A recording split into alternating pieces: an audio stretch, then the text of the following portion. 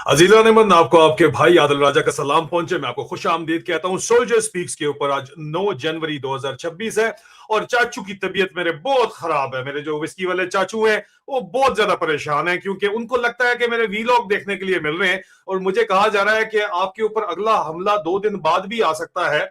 और आज के दिन का अगर पहला आपने वीलॉग देखा हो तो आपको पता चल गया होगा कि ये हमले मेरे ऊपर जो है कोऑर्डिनेटेड और शहजाद अकबर के ऊपर जो हो रहे हैं, सिर्फ यहां तक ये महदूद नहीं है, उससे ऊपर की भी बहुत बड़ी बात है जो कि बड़ी तफसील के अंदर हम आपके साथ करेंगे। लेकिन आज तकरीबन रात के वक्त जो है एक लाइव स्ट्रीम भी होगी, अगर आप उसमें ज्वाइन करते हैं तो तमाम सवाल जवाब आमने सामने बैठ के भी किए जाएंगे। लेकिन फिलहाल चाचू जो इतने शदीद परेशान है, क्यों परेशान है यार? बूथी चेक करें मेरे चाचू की, आप जो बनी हुई है यार, आप चेक करो ये जरा बूथी मेरे चाचू की। बूथी में गौर करना है। ओए होए होए होए होए, लगता है चाचू ने चपेड़ा करा के किसी भेजे है इधर। चाचू बहुत परेशान है, शदीद नजर आ रहा है परेशान है चाचू। ये चाचू की आप शक्ल से पता चलेगा।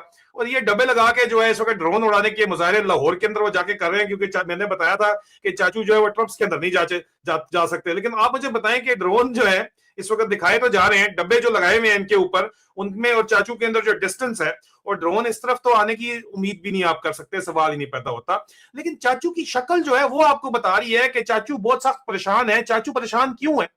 चाचू परेशान इसलिए है, चाचू की बूथी पे जरा गौर करें। अभी आप लग नहीं रहा कि उस रात में सारी रात पिया, वो मुन्ना भाई एमबीबीएस वाला सीन नहीं लग रहा। ये आए हैं वहां से, सऊदी अरब से, या शेख थे वेख कर करके, लेकिन शेख वेखदा ही नहीं, की करे। अच्छा, शेख ने नहीं देखा तो इन्होंने जनाब बकायदा तौर के ऊपर स्टोरियां चलवा दी बकायदा। अब शेख ने देखा नहीं, चाचू की बुथी बनी हुई है, स्टोरी चलाई जाती है जनाब रॉयटर्स की तरफ से।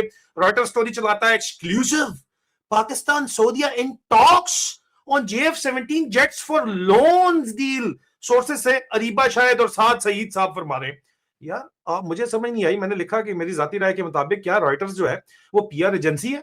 और खैर लिखारियों के नाम से पता चल रहा है कि वो कहां पे बैठ के ये लिख रहे हैं कि जनाब बात हो रही है कि शायद ये काम हो जाएगा। और ये सिर्फ जो है रॉयटर्स से स्टोरी नहीं छपवाई गई, साथ ही हमारे अजीज मोहतरम हमारे प्यारे हामिद मीर साहब जो हैं, इनकलाबी हमारे जो है वो जर्नलिस्ट, कभी कभी इनकलाबी होते हैं, कभी कभी जो है वो सरकारी हो जाते हैं, लेकिन बहरहाल बात अपनी फिर भी कर जाते हैं। हामिद मीर साहब ने कहा कि जी इस्लामाबाद कह रहा है कि एयरक्राफ्ट आर्डर इतना ज्यादा आ गया, इतना ज्यादा आ रहा है इंडिया के साथ हमारी जंग के बाद, कि IMF के ऊपर हमारा जो है वो इन्हिसार खत्म हो जाएगा। ओए होए होए होए होए होए होए होए, यार कसम से कोई अखीर सीन नहीं हो गया? मैं तो कहता हूं पाकिस्तान तो छा गया। अगर छा गया है तो ये चाचू की बुद्धि क्यों बनी हुई है? फिर ये चाचू की बूथी को क्या हुआ है मुझे बताएं। अगर वाकई पाकिस्तान इतना छा गया है तो फिर ये चाचू की बूथी के बारे में बताएं ना। व्हाट इज रॉन्ग विद चाचू? चाचू का इतना मुंह क्यों सूजा हुआ है? आप मुझे बताएं, आप मुझे बताएं, देख के खुद बताएं। हामिद मीर साहब से भी बात करवा रहे हैं, चाचू का मुंह सूजा हुआ है ऊपर से। अच्छा, सिर्फ ये बात नहीं है, साथ ही साथ पूरा एक मैसिव बाकायदा तौर के ऊपर बड़े रीजनेबल नाम, बड़े मोहतरम नाम है जनाब हमारे फरूख सलीम साहब, उन्होंने भी लिखा। और सऊदी मीडिया के ऊपर भी इन्होंने चलवाया बकायदा रॉयटर्स की रिपोर्ट को बेस करके कि पाकिस्तान ने 2024 और 25 में लिबिया को 4.6 बिलियन डॉलर का बेच दिया, अजरबैजान को 4.5 बिलियन, सूडान को 1.5 बिलियन, जिम्बाब्वे, इराक, सऊदी अरब, म्यांमार, नाइजीरिया, मोरक्को, तुर्की, बांग्लादेश, कहते हैं जनाब 10 to 12 बिलियन डॉलर का जो है वो असला बेच दिया।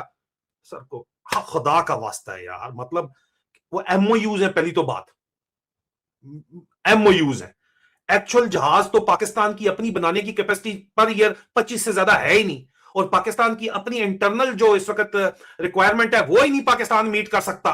क्या बातें कर रहे हो आप लोग यार? I am sure Farrukh Salim साहब को या तो इन्होंने इग्नोर किया या उनको ये फीड किया गया, जिस तरह हामिद मीर साहब को ये फीड किया गया। हर तरफ कहा जा रहा है कि पाकिस्तान तो छा गया, 10 से 12 बिलियन डॉलर का जो है उन्होंने भेज दिया असला। ओ भाई, ये 10 से 12 बिलियन डॉलर 25 आप तैयारे बना सकते हो, आप बनाने आज बैठो ना तो 20 साल बाद बना पाओगे इतना जो आपने बेच दिया है। बेच दो, बेच दिया।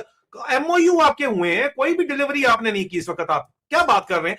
बट इसके अलावा ये एक मैसिव प्रोपेगेंडा कैंपेन बड़े मुनज्जम तरीके से चलाई जा रही है, जिसको एड्रेस करना बहुत जरूरी है, और हम एड्रेस करते हैं। इसलिए चाचू की ये बूथी बनी हुई है। अब मैं आपको फैक्ट्स एंड फिगर बताऊंगा, क्योंकि मुझे बड़ा मजा आता है, क्योंकि चाचू मेरे वीलॉग देखता है, चाचू भी देखते हैं और चाचू की टीम भी देखती है, उनको दिखाती है, एक्सट्रैक्ट निकालती है। आजकल चाचू का मूड बड़ा खराब है, लेकिन लगता है कोई अंदर से फिर भी पहुंचा देता है। देखिए, बहुत ही अहम ये बात है, इस वक्त हर तरफ चल रहा है कि जनाब आप सीरियस बात कर लेते हैं। मेरे ख्याल के अंदर काफी मैंने जो है वो शोगत मेला इसके ऊपर कर दिया। अब जरा मैंने ऐनक लगा ली है तो मैं जरा सीरियस बात करता हूँ, ठीक है। फैक्ट्स एंड फिगर के ऊपर बात करते हैं। चाचू की शक्ल साथ लेकिन मैं लाजमी रखूंगा। चाचू से मोहब्बत बहुत है, पाकिस्तानी कौम को इतनी मोहब्बत है कि सुबह शाम बददुआएं देती है, इनको यजीद बोलती है।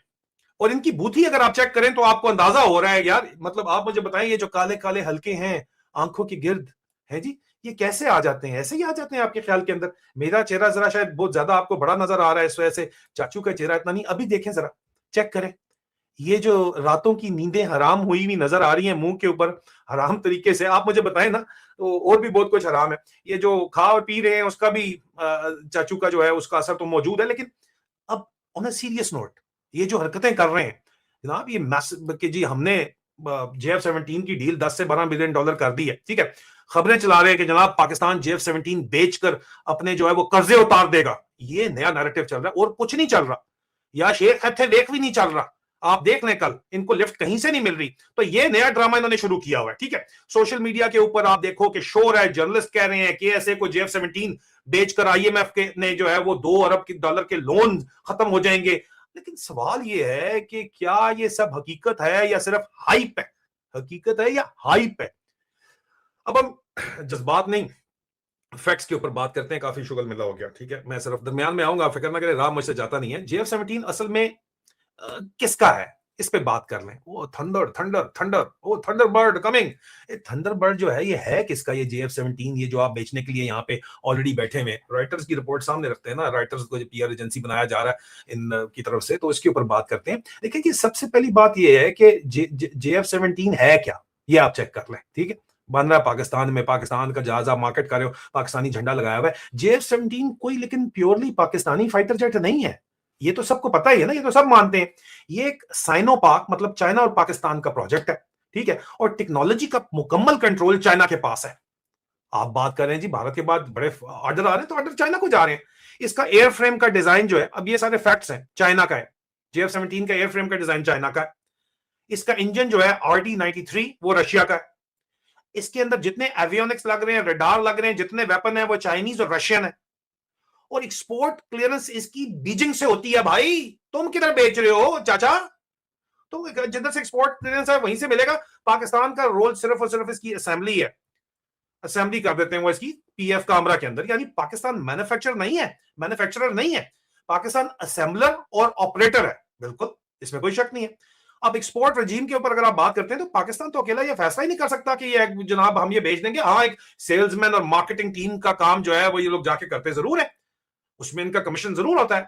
लेकिन ये बहुत इंपॉर्टेंट पॉइंट है जो मीडिया बड़े आराम से इग्नोर कर रहा है कि जनाब इंजन रशिया का, रडार चाइना का, मिसाइल चाइना और रशिया के।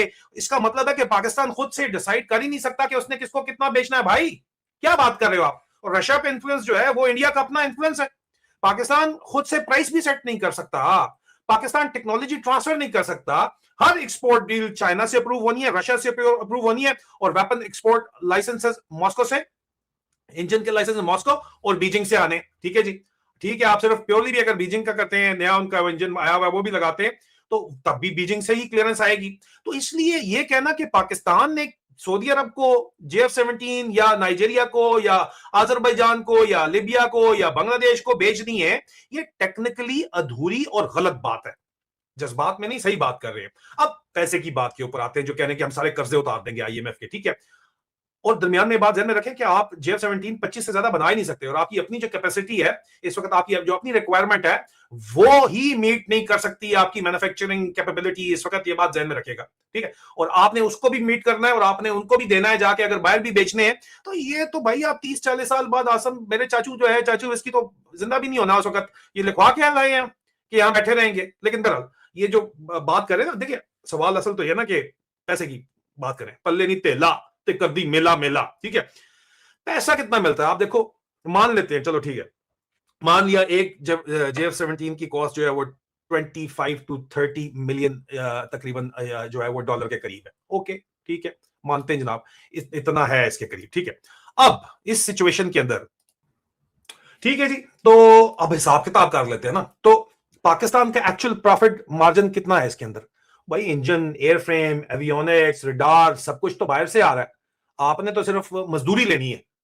मजदूरी तो मजदूरी होती है, असल तो स्पेयर पार्ट और असल तो पार्ट की कीमत होती है, क्योंकि टेक्नोलॉजी पाकिस्तान की नहीं है। इंजन, रडार, वेपन इंपोर्ट जो है वो सारे का सारा बाहर से आना है, चाइना से, रशिया से आना है, ठीक है। रॉयल्टीज और पेमेंट चाइना और रशिया को जाती हैं। मतलब अगर रियलिस्टिकली बात की जाए तो पाकिस्तान मजदूरी लेगा सिर्फ। चाचू की इसलिए बूथी बनी हुई है। मेंटेनेंस कॉन्ट्रैक्ट्स पाकिस्तान को मिल सकते हैं, बिल्कुल ठीक है। ट्रेनिंग पैकेजेस भी पाकिस्तान को मिल सकते हैं, ठीक है, बिल्कुल। ये सब मिलाकर भी अगर आप कहते हो कि सऊदी अरब से $2 बिलियन का सऊदी लोन चलो क्लियर हो जाएगा, तो ये डिफेंस इकोनॉमिक्स जो होती है उसका बेसिक रूल है कि असेंबली कंट्री कभी प्राइमरी फाइनेंशियल बेनिफिशियरी नहीं होती। मुझे नहीं पता फरक सलीम साहब क्या बात कर रहे हैं, मुझे तो समझ नहीं आई। और वैसे भी वो एमओयूज हैं, कॉन्ट्रैक्ट्स तो अभी है ही नहीं, और अभी तो बात हो रही है। रॉयटर्स की एक खबर चला दी गई और हाइप जनाब, हाइप जर्नलिज्म की जा रही है इस वक्त। रॉयटर्स ने क्या कहा है? रॉयटर्स ने यह रिपोर्ट किया कि पाकिस्तान और केएसए के दरमियान नेगोशिएशंस चल रही हैं, मामलात चल रहे हैं। पॉसिबल है, मुमकिन है कि $2 बिलियन लोन एडजस्टमेंट के ऊपर बात हो जाए। जी वाह, इस तरह आप छुपवाते हैं खबरें, फिर कहते हैं। लेकिन कोई फाइनलाइज डील नहीं है ये, पहली बात।